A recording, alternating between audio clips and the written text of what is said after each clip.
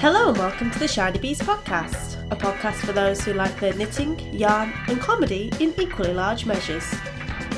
I'm your host Jo Milne, and coming up in today's show we have some reflections on New Year's resolutions, we have a rundown of the latest knitty news, and we welcome the return of the sock surgery with Claire Devine and Kate Reid.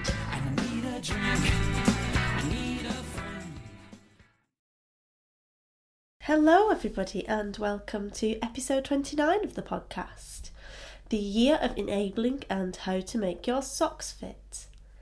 Today is Sunday the 4th of January. How are you all doing? Well, I hope.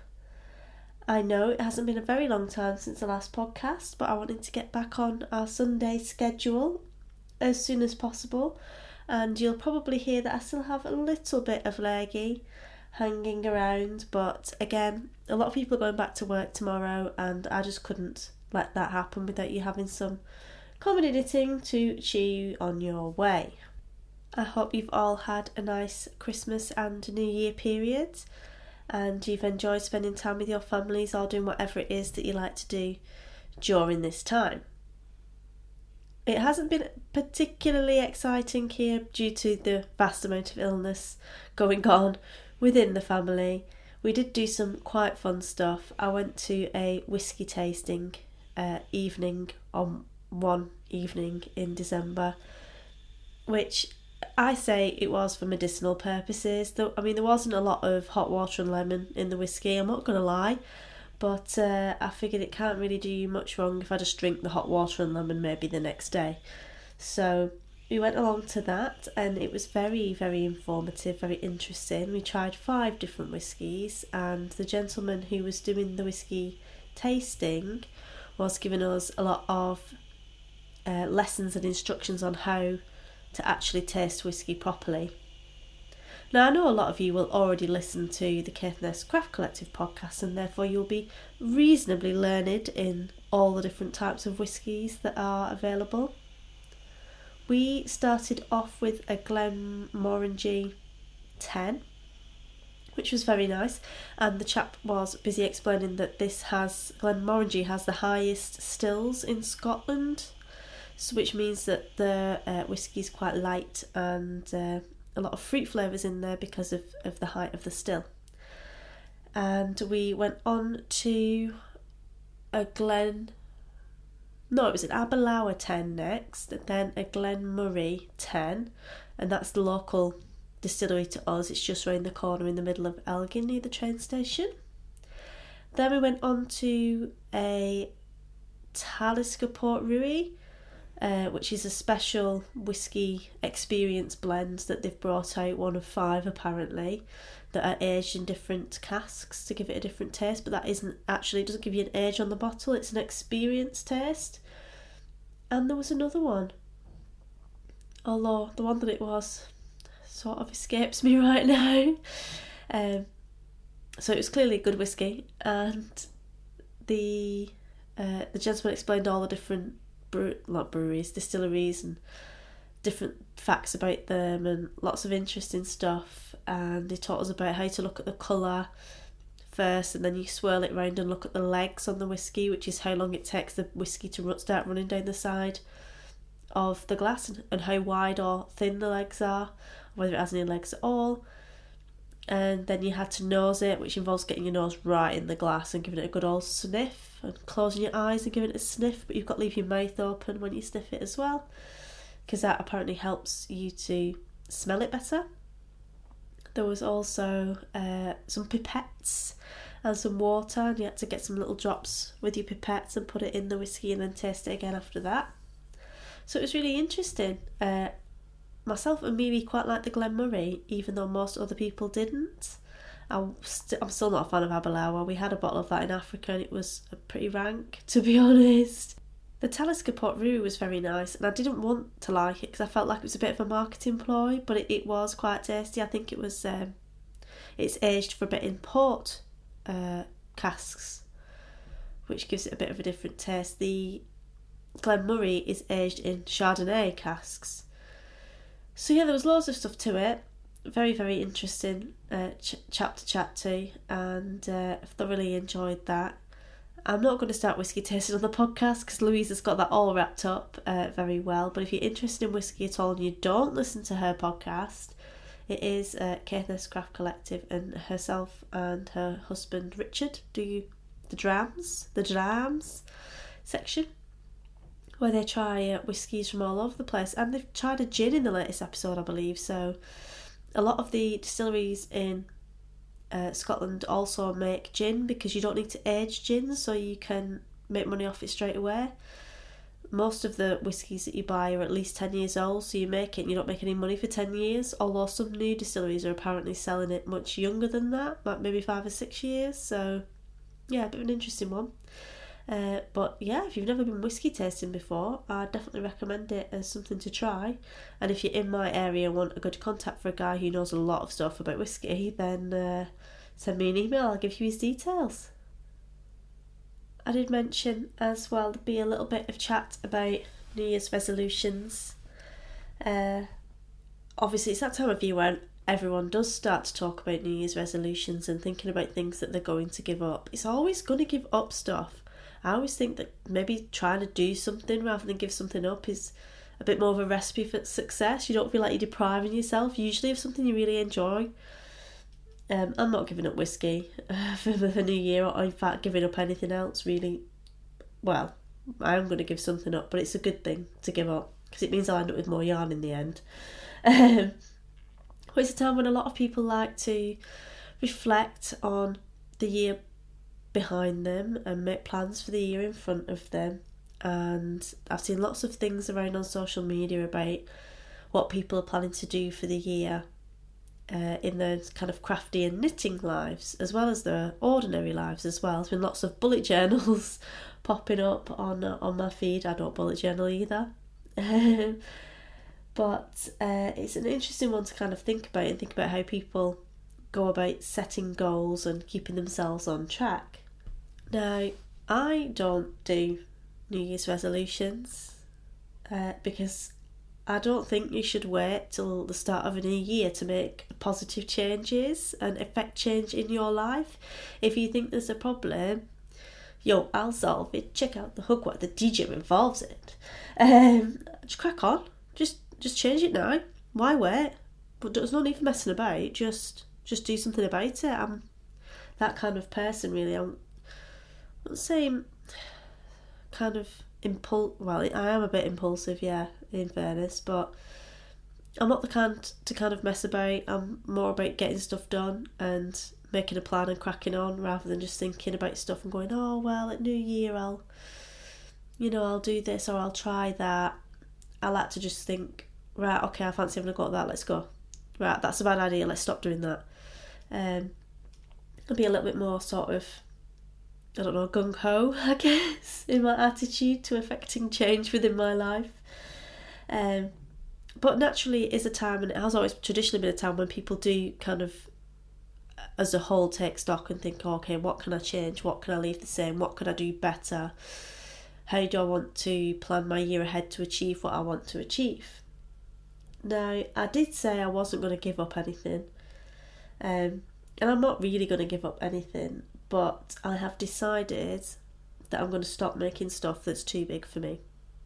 The reason for this is I've done my Lush cardigan. You've all heard about the Lush cardigan. We did the big Lush knit along. I knitted it in my Blacker Swan Falkland Merino. It's beautiful, lovely colour, really suits me.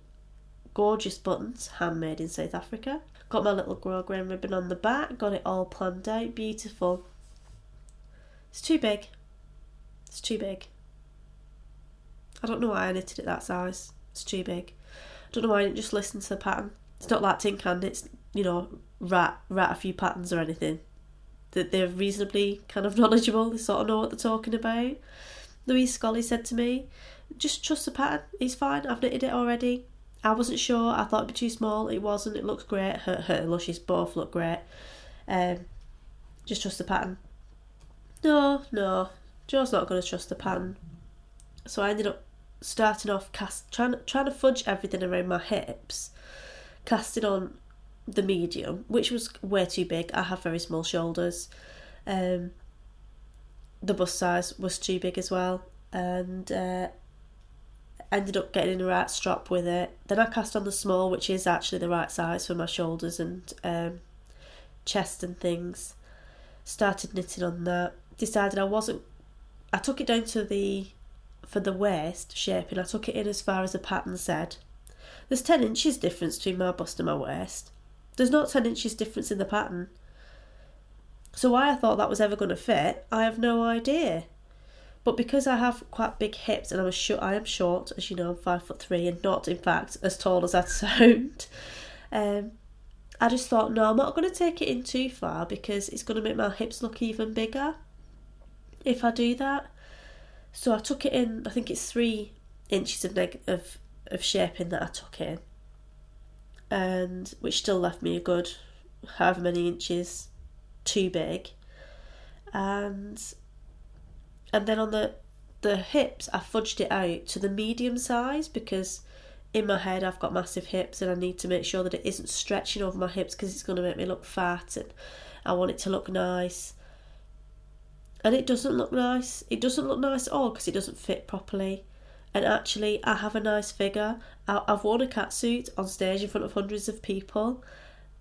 This is a ridiculous idea to have in my head that I'm going to make knitwear and I'm going to fudge it out so that it looks even bigger than it is.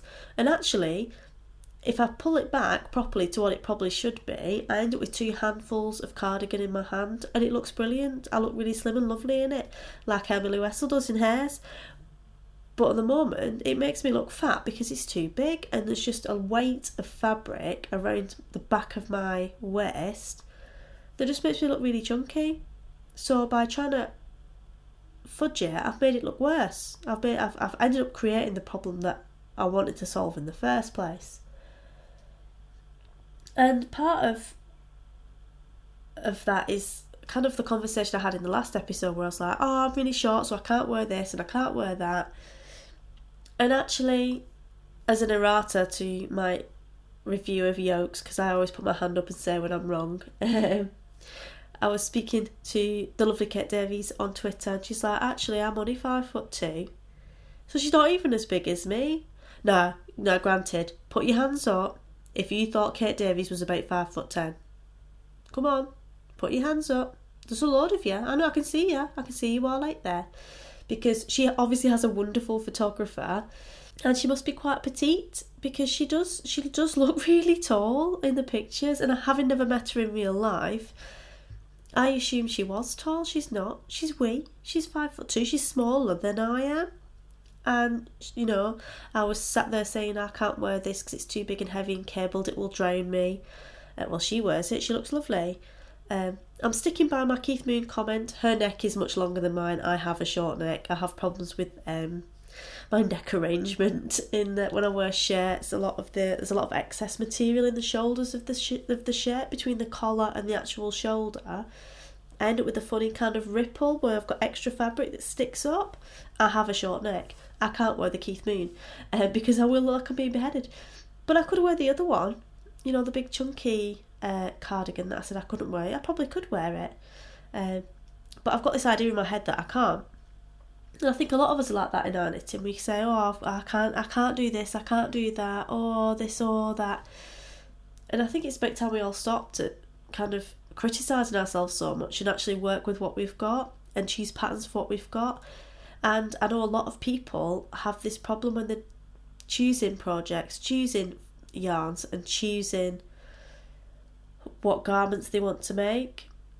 And yeah, I'm looking at you, Leona from Fluff, who made a beautiful cardigan, the Lush cardigan, and again it was enormous, it nowhere near fitted her. She just made it much bigger than she actually is, and had she done it properly and fitted it properly, it would have looked brilliant. But she just did the same thing as me. Yeah, it needs to be much bigger, and made it massive. So 2015 for me is going to be the year of making stuff, trying to apologise in my knitwear for the figure that I've got, and instead I'm going to knit to my figure. Susan Crawford, I am coming your way for that 50s kind of silhouette, because it's just daft. I'm not going to knit a boxy, the Joji Locatelli pattern. I'm not going to knit a boxy because I'm not 5'10" with big shoulders.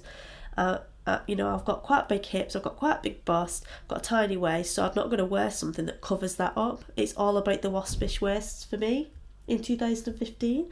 Work with what you've got, sisters. Don't apologise for your figure. Just pick carefully and tailor it correctly for you. And any knitwear can look good when you do that. It's not off the shelf. You're not trying to fit some massive kind of standard model. You can do whatever you want with it. So work with that. If you're going to spend hours making it, make it right. Don't just rush through it and bodge it like I did. So there's going to be a Lush Mark 2. I've bought the yarn for it already. Inspired by the lovely Knit British Louise, I have gone for a Jacob mohair blend 50/50 worsted spun yarn from Blacker Yarns, which I got at a bargain as £3.50 a ball. This is going to have the dual purpose of being really shiny and lovely, but really strong, because the other problem I found with my other Lush is that it pills, probably because it's too big and it's rubbing on itself all the time because there is so much excess fabric. I think it'll be a lot better and less pilly if it fits correctly. So I'm going to frog out the original Lush up to the top of the yoke and re-knit all of that with long sleeves because I'll have extra yarn because I've taken 2 handfuls out the back of it. But I'm also going to knit my Lush Mark 2 and going to do it in the Jacob mohair blend. It's a dark grey, and I'm going to do that properly and I'm going to fit it properly and see if my theory about working with what you've got for the year is a good one.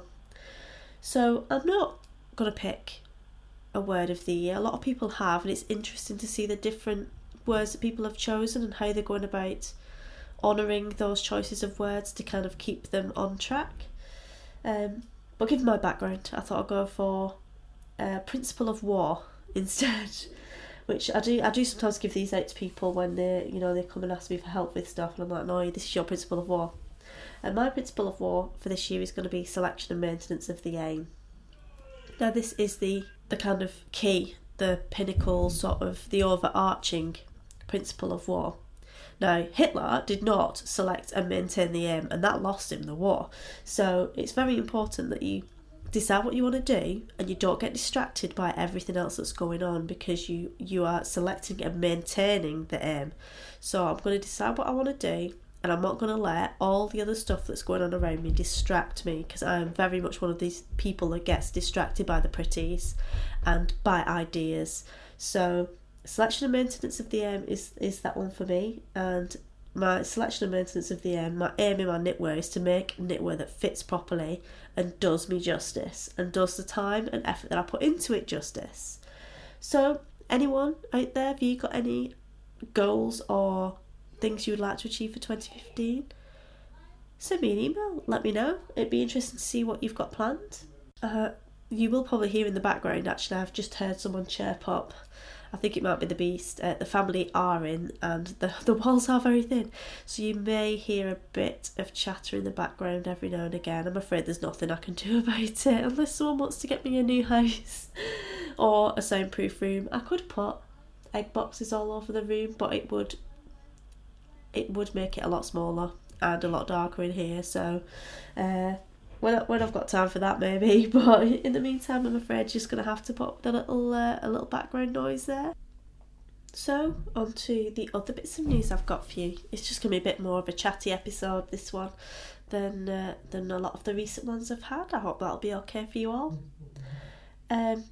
We've decided over at the Golden Skin, and it was entirely driven by me because I have a problem, to do a Project 365 randomly. Again, this is something that I would never usually do. I find it all a little bit too constricting and far too long term for my liking when it comes to knitting. However, before my parents arrived, I did a bit of tidying because the spare room cupboard is where I keep all of my stash. And some time ago I decreed that the stash would never exceed 3 boxes that I'd stolen from the beast that used to house her baby clothes. 3 kind of 25 litre IKEA boxes. It was never to get any bigger than that. That was enough for me. And all I started doing instead is just, because they were full, just putting it in other bags. leaving it in the mailing bag and putting it on a different shelf, leaving it in my little South African bucket downstairs where I like to display some yarn. I have a bedroom yarn display as well where I like to keep the odd skein or two. And it sort of just got a bit out of control really, and what I thought was 3 boxes is actually 6 once I'd put all the other stuff back away. And there's been a couple of big influxes of yarn. For instance, Mealy brought me back 10 balls of 4-ply from the Falklands, and I bought the Mohair Jacob blend that I talked about earlier. That was 9 balls, which takes up quite a lot of space, but also clearly I own the golden skein with Kate, and therefore I get yarn. I've had 15 skeins since we opened, and I've knitted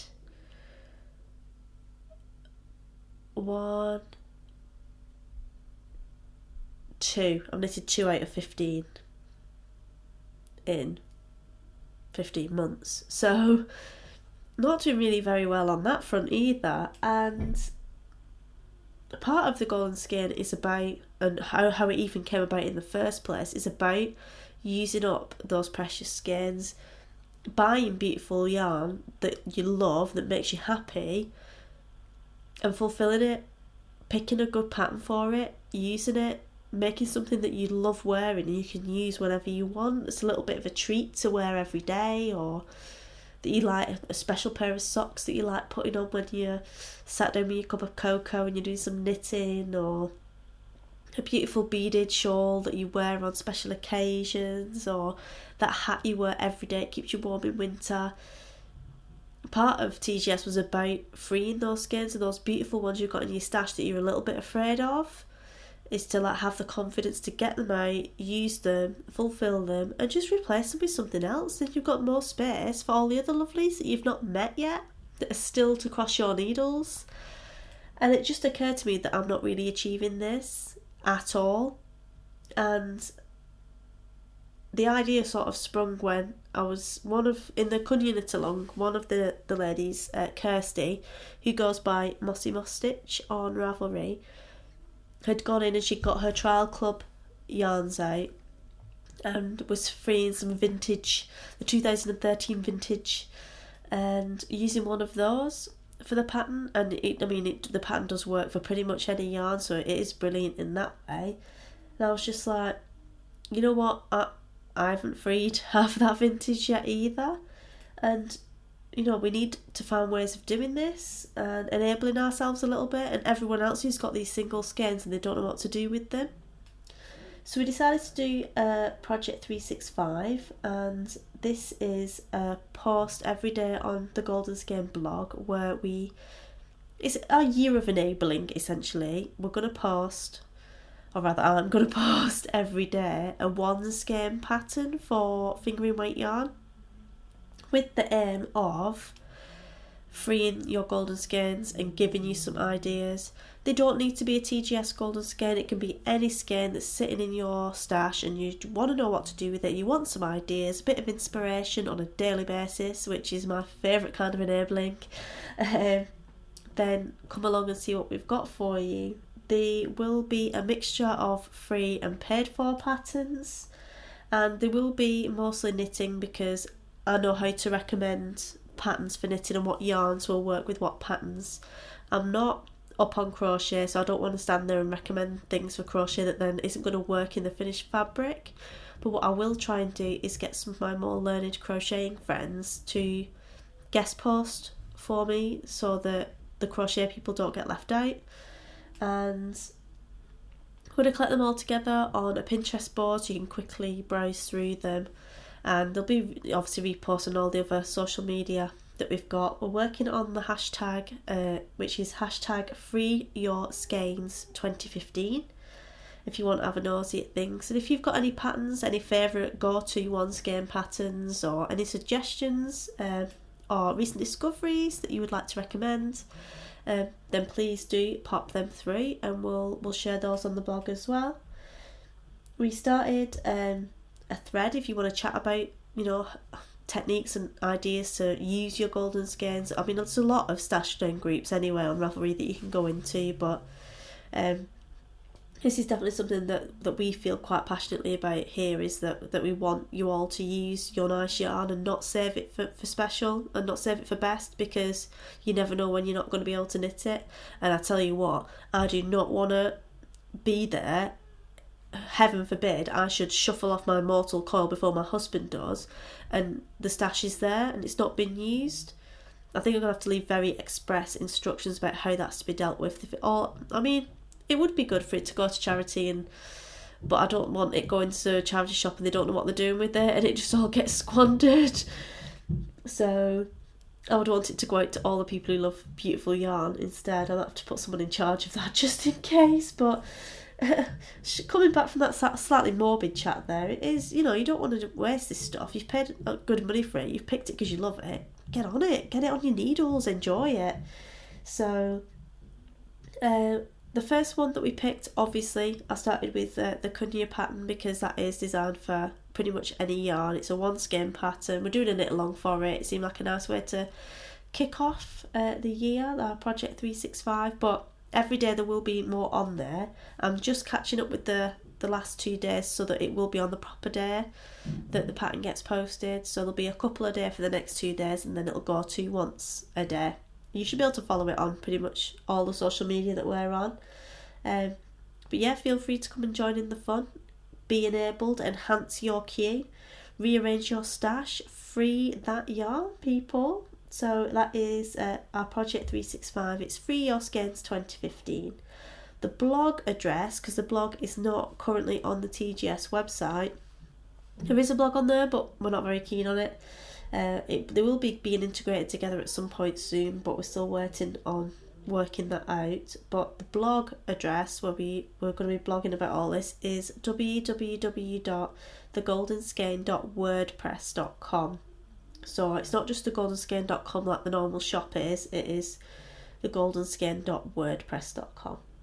So yeah, come over, let us know what you think. The next thing I've got for you, very excited for this, is Edinburgh Yarn Festival. I have booked my train tickets this week. I've booked my mum's plane tickets so she can come up and mind the offspring. So I'm all about Edinburgh Yarn Festival at the moment, and they've just released the vendor list. So yeah, excitement went through the roof because I got to D and Die for Yarn was on there and that was it. Dead. Gone. That's it. I'm not going to eat for 10 weeks now. I'm just going to save all my money for yarn.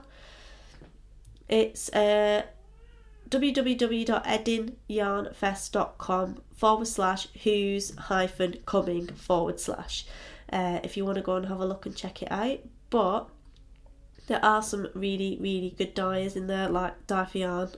Yeah, love them. Eden Cottage. Ginger Twist is going as well. There are also quite a lot of people that you don't see at all the other yarn shows, and that was my main kind of gripe with Yarndale this year, or rather last year now, was that it was just kind of the same old crowd. That's not the case with this one. There are some really interesting, different vendors that I've not seen around, and certainly not at the mainstream kind of shows, and a lot of Scottish vendors as well, which is always really, really good to see. Nakandu Mill is going to be there too. Someone sent me an email about this the other day. I do know Nakandu Mill. Nakandu is quite close to here. It's about 45 minutes drive away, and I will go and visit that once they reopen in the summer. And it's a little Victorian restored wool mill in Nakandu. It's just down past Abalawa, down into the Spey Valley. Really cute, really interesting place, and they spin their own range of yarns, which are dyed by Helen at Ripples Crafts, who is up in Lachimva, which is like West Coast kind of Highlands. She's also going to be exhibiting at Edinburgh Yarn Festival along with a kind of whole host of others. I just can't wait. I'm like, do I go on a pre-shop now and plan it all, or what do I do? I definitely want to get yarn for, after complaining about the size of my stash, I definitely want to go and get yarn for The Frost at Midnight by Kate Davies that I talked about in the last one. It's out of the Yolks book. That is knit in a lace weight. I think it's fibre space, the original yarn. I'm not going to do fibre space. Too commercial for me. I am going, clearly, Dye for Yarn. They do awesome lace weight yarn because they're very into their lace knitting. So I'm going straight there on Saturday morning to get my dirty little sweaty paws on some of that. It is my birthday weekend as well. My birthday is the 18th of March. So I'm definitely going to be taking full advantage of birthday girl status. There is going to be as well podcast lounge, which I've mentioned a few episodes ago, and Louise mentioned on her most recent episode about all the plans for that, which is going to be quite good fun. There will be definitely a meet-up, and it'd be great to meet up with any of you that are going, and then we'll probably do a TGS meet-up as well, because there's lots of TGS people going too. There is going to be a special segment hosted by myself, Claire and Kate as well on the Saturday maybe, but there will be more details about that as it gets finalised, but you can probably guess the subject of that bad boy. And there are still classes available. Kate, Sock Kate, who you'll hear from in a little bit, she just booked onto a Fair Isle class on the Sunday, which with Hazel Tyndall, which looks quite interesting. I don't think I'm going to have time to do a class, unfortunately, but I think they're quite reasonably priced, and I would ideally like to do one, but having been to Unwind and not done a class there and done both days and still not had enough time to do everything, and obviously helping with the podcast line stuff as well, amongst other things, I just don't think I'm going to have time, unfortunately, but we'll get her on to do a bit of a review of that afterwards. I think it'd be quite interesting to hear about how she found learning Fair Isle. So that is taking place on the 14th and 15th of March 2015. It is at the Edinburgh Corn Exchange in Edinburgh, and it's going to be awesome. They've got a little mini marketplace, and they've not announced the vendors for that yet, and I know a couple of vendors who are vending there who are quite exciting as well.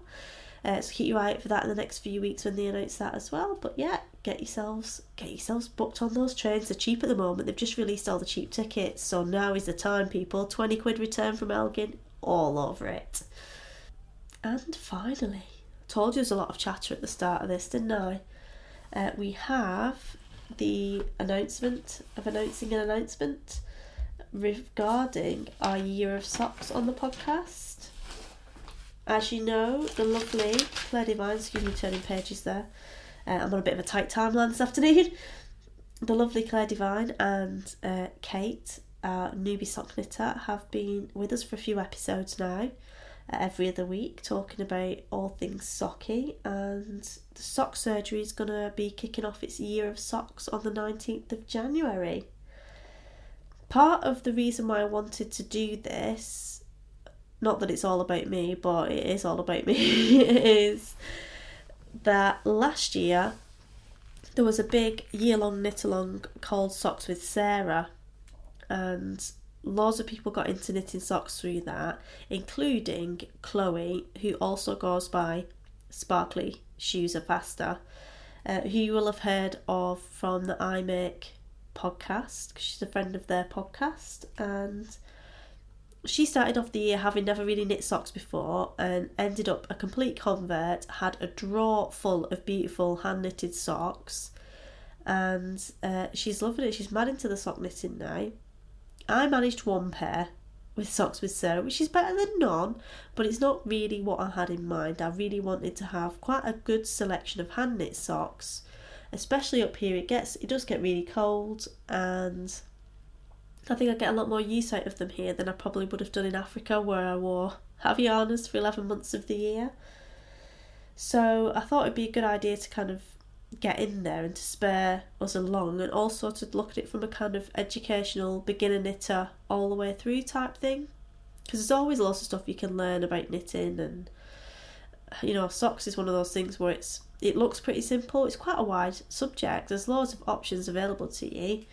And I thought having a bit of peer pressure would help me along with my knitting of socks. So that's what we're going to do. We're going to do the sock surgery knit along, and there's going to be lots of tutorials and talking about different aspects of knitting socks and making it a more rounded educational thing than just an ordinary sock knit along. We'll have lots of things accompanying it. And for January, although it will go kind of halfway through January to halfway through February, we are starting with a top-down heel flap sock. So there's going to be loads of tutorials and things over on Claire's blog, which is yarnandpointy6.com. Anything that is of a technical sock knitting instructional nature will be on her blog, because it supports a lot of the other work that she does. She writes a lot of articles for the knitter and such like on heels and toes and socks and everything else in between. So general stuff like yarn reviews and collecting together different pattern picks and things will be on my blog, which is shinybees.com. So if it's technical, instructional, hardcore knitty stuff, it's Claire. If it's general interest, yarn review, etc. stuff, it's me. And hopefully Kate will also be doing a few kind of guest posts for us about her experience of learning to knit socks and all the kind of learning points that she picks up along the way.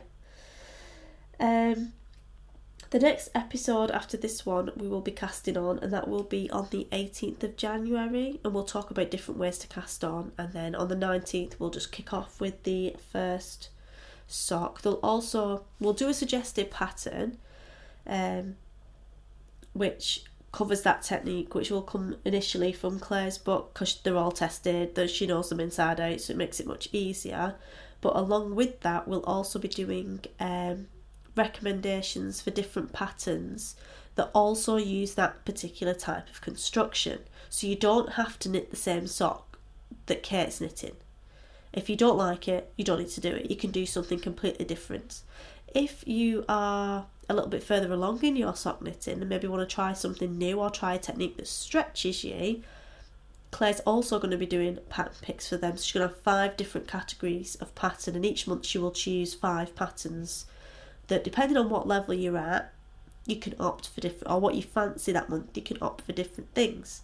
Now you don't even have to knit those ones. You can knit any sock you want. Just come and join in, ask questions, have a bit of a chat, talk about yarn. It's all good. But obviously it kind of makes more sense to be doing that same construction, because there will be learning points no matter what level of knitter you are. There'll be stuff you can take out of it. And if you have any pattern recommendations for that particular type of sock, now is the time to kind of like be getting them together ready to kind of share with all of us, really, because it's always good. We love a bit of enabling, as you know, a year of enabling. So I think that is going to be quite sort of good fun. I think I've covered everything that I wanted to talk about, actually. It was all stuck in my head. I don't normally write so many notes, I just blag it, as you could probably tell. But the hashtag we're going to use for it is hashtag sock surgery. So if you're doing any of the other kind of sock knit alongs for the year, like I've seen Personal Mystery Sock Club, I think it is, which is a hashtag, I've seen it on Instagram, and people are getting 12 skeins of sock yarn out of their stash. Brilliant idea. And they're putting them all in paper bags so they can't see which one's which, and every month they're just randomly picking one, and that's their sock club for the month, like it's been delivered. It'd be quite funny to do it, I think, and then post it back to yourself so you get it through the post. I mean, it would cost you like £3 at a time, but it'd be quite cool. Or just give it to one of your mates and get them to post it as if you've received it through the post. But yeah, the idea of that is obviously to use up some of their sock yarn, and they're in a sock club and it's a surprise, but it's stuff that they're rediscovering from their stash, which we'd love. That's a great idea. If you're taking part in that or in anything else and you want to just someone to kind of cheer you along, come on over. There will be a chat thread opening in the Shinybees group for that, so if you want to come over and talk about socks and knit along with us for the whole year, I want 12 pairs of beautiful socks by the end of the year, then feel free, all are welcome. So that is a lovely segue into our sock surgery for this episode, which is how to make your socks fit. So we're going to go back to me in the past, and Claire and Kate, back to when I didn't have a cold, and we'll be talking about fit for your socks.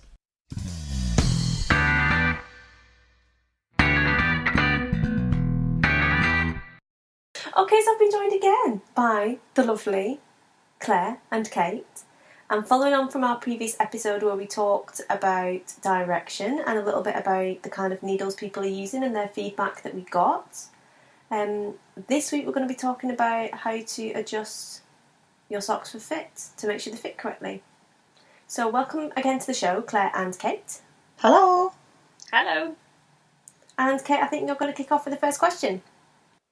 Yes, Claire, measuring. So kind of the first time that measuring came into my sock knitting, really, because I was using a tutorial, so it was fine. It told me how many to cast on. I knit down the cuff around the heel and onto the foot. And then it said to knit, say, 2 inches less than the length of your foot. And so that's the stage that I needed to knit to before I then started doing the toe. So firstly, I wasn't quite sure kind of which bit of my foot to measure along the sole, like whether to go from the tip of the toe, but then where to stop at the back of my heel, whether or not I needed to go kind of around the heel a little bit. And at the same time, I wasn't really sure where to start measuring on my knitted sock because it goes, again, it's round at the back. So can you help me with that bit, please? I can. In answer to that question, it's sort of easier to explain with a diagram, but one point you do need to do is I would stand flat and I would stand on a piece of paper and I would make a mark, the same as if you are measuring. I sort of think about measuring a child against a wall. I suppose you could measure anyone against a wall, but when you're a child and you sort of stand against the wall and someone puts a book on top of your head and marks you off on a growth chart, or maybe this only happened to me, I don't know. I'm starting to think it sounds a little strange. In the same way, you want to stand flat, because if you hold your foot on your lap or something, your foot will move because it does that, to help you walk. So stand flat, make a pencil mark at the furthest point, so your longest toe, because some of us have longer toes than others, and at the back of your heel, and the absolute back of your heel. So, and you want a sort of a straight line against that. And that's how long you want your foot to be. Now, I always err on the side of caution. If it's not a whole number, I round down, I don't round up, because you want your socks to fit. So you'd rather have them a tiny bit smaller, like it's not a lot smaller, but if it's a tiny bit too big, then that's too big. If it's a tiny bit too small, it will stretch around your toes. And then on your sock, you again want to measure from the furthest point on the heel. So if your heel is round, you want to measure from sort of the edge, the furthest edge, and pull that down. Again, I find that you want to err on the side of caution. So I think if you think you're there, you're probably there. Don't knit extra rows. I always find if you knit extra rows, it's too much. I'm not advocating knitting a short sock, but remember, with socks you want negative ease. So what I'll do is I'll include some diagrams and some links to some very, very good books that have been written about measuring feet and making socks to fit everybody's foot. So I'll put some links in the blog post about those. I just want to go back to basics, really, about measuring and getting a good fit. And I teach a finishing workshop. I sort of digress here a little. I teach a finishing workshop. And what I always tell people who come to me and say that they aren't getting really nice finished objects and they're not happy with the way their knits have turned out is that actually your finishing really is all about your starting. So if your socks don't fit, if they're baggy, it's probably because you haven't started it correctly. Either you've picked the wrong materials, you've picked the wrong pattern, or you've not swatched. And I know that's sort of a dun dun dun moment, and people think, I'm not swatching for socks, this is ridiculous. But fit for socks is really, really important. And everyone's gauge is different, and yarns are very different. So swatch. The rules of swatching: use the yarn you're going to use the needles you're going to use. If you've got wooden DPNs versus a stainless steel long cable for magic loop, your gauge could be different. Swatching the round, please. It makes a big difference. Block your swatch because that makes a big difference. Often you'll knit socks with similar sock yarn, so you can sort of think of it as a preparation for the years ahead, because providing your gauge is pretty settled, you will start to understand your gauge. But if you don't know what your gauge is, there's no point measuring your foot, because you kind of only have one part of the equation. So swatch and then measure. Measure your foot, measure the width of your foot, so around sort of the broadest part of your foot. And then those are your basic measurements. But then what you also need to start thinking about, and I'll put the link for it, it is a brilliant book. It's called Bigfoot Knits, and it has an extensive section about measuring feet, because some of us have skinny ankles and larger calves. Some of us have straight calves and straight ankles. Some of us have wide feet. Some of us have narrow feet. Some of us have high arches, low arches. I've got square, wide toes. My husband's got long, pointy toes. Like, no one's foot is the same. And this book contains lots of information about measuring your foot. So you might not need to worry about this for your first sock, but I think if you're going to get an optimum fit, you need to think about all the different variables that are out there. And you can make it as easy or as complex as you like. But I do think if you knit sort of a basic tube, you don't do a gauge swatch, you knit a basic tube, you don't really measure your foot, and your sock doesn't fit, that's probably because you didn't prep. So there's lots of things to think about, and I think my summary is do basic measurements, swatch, and then try on your sock as you go. Try on the leg, because rather realize that your cuff is too tight before you knit heel and a foot. Then once you finish your sock, try it on and realize that your cast on so tight you can't get it over the widest part of your ankle. I do have a question for you though, Claire. If Kate doesn't, I'm just going to chip in. I did, but yeah, no. It might be the same question. It probably is. When you talk about ease. Yes. Oh, the dogs don't like that. Can you hear that in the background? Oh, Bowser don't like ease. I think it's Wommy, that one. Oh dear. Obviously, you mentioned negative ease when you were talking there. Just for those people who don't know what ease is, they maybe not come across it before, can you explain what you mean? Absolutely. So in knitting, we have we usually refer to negative ease and positive ease. I think they're easiest to explain in relation to each other. So if you have a loosely fitted open front cardigan, so you can imagine how that would fit on your body, we would say that has positive ease. So if you have a 38-inch chest measurement, you might have a cardigan that measures in the chest at 40 inches, or even bigger. Some really big sort of floaty garments might have, so your garment measures more than the measurement you're going to fit it to. Now, I'm sure you can relate to the fact that you don't want your sock, if your leg measures 9 inches. I'm not sure why I've turned into inches today, because I'm very much a metric girl, but anyway, if your leg measures 9 inches, you don't want your sock to be 9.5 inches, because it's going to fall down and be really baggy. You probably want your sock to be 8 inches or 8.5 inches. So negative ease means that the knitted item is smaller than the thing you're putting the knitted item onto. So we use negative ease for socks, hats, the brim of a hat, mitts, like fingerless mitts, those kinds of things. We use maybe for a fitted cardigan, and then for positive ease is usually with sort of more flowing, less fitted garments. So that's what I mean by negative ease. And with socks, you're always aiming for negative ease. Some people like more negative ease than others. Something to consider if you, and this goes back to our initial discussions about durability, if you don't knit your socks with much negative ease, they won't fit as sort of snugly on your foot, but they will also wear a lot quicker, because there is sort of more, they're not as durable. A good strong gauge and a good strong sort of amount of negative ease will make your socks last longer. Claire, will that be factored into the pattern? So when I'm looking at the sizing, if the sizing says 7.5 inches, should that be my foot, or do I need to factor in some negative ease when I'm selecting the size? It really depends whose patterns you're knitting from, and I know that's not the most helpful answer. No. Good patterns should have ideally they should have 2 measurements, one which is the finished circumference and one that is an advice or some guidance on fit.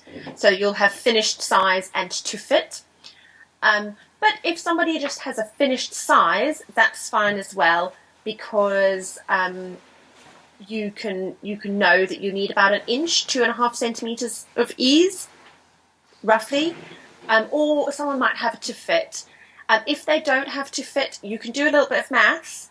So all you need to do is take the number of stitches you cast on and divide that by your gauge, and that will then give you the finished circumference of the sock, and then you can work it from there. But I think if you are paying for good sock patterns, you should expect to have that kind of information in them, and most good sock patterns do. But if you're working from a free recipe, you might not get that, and then you might need to do some maths of your own. But I think that's the trade-off you get for a freebie pattern, is you have to do a bit of extra work. Okay.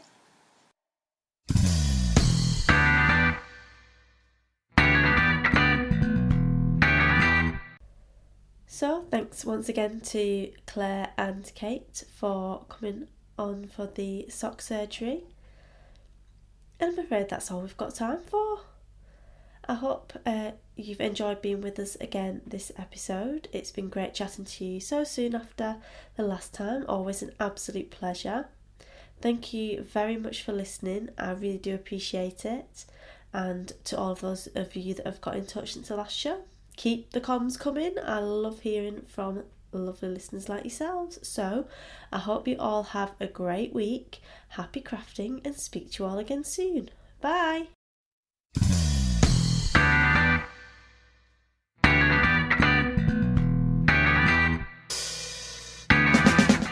Thank you for listening to the Shinybees podcast. Show notes to this episode can be found on the blog at www.shinybees.com.